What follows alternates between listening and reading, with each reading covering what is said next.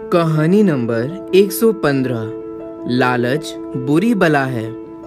एक बार एक किसान के पास जमीन थोड़ी थी और कुटुंब बड़ा था।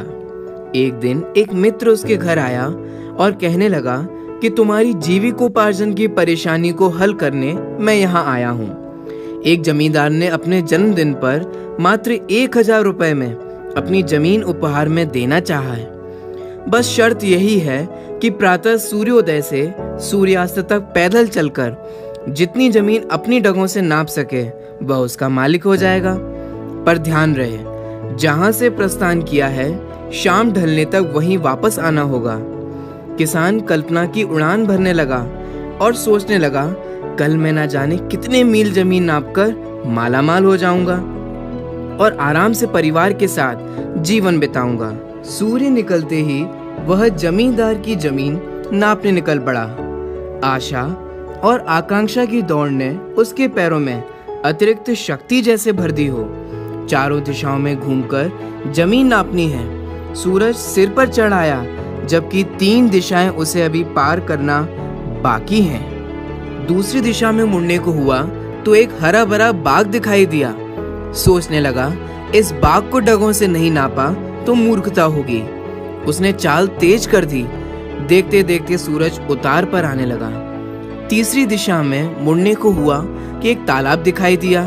सोचने लगा, ओह, बिना तालाब के खेतीबाड़ी अधूरी रहेगी।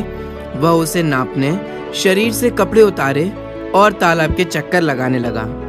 सूर्य अस्ताचल की ओर जा रहा है। उसकी सांसें फूलने लगी हैं, पैर जवाब देने लगे हैं। जमींदार के आदमी बहुत दूर थे जहां उसे वापस पहुंचना था।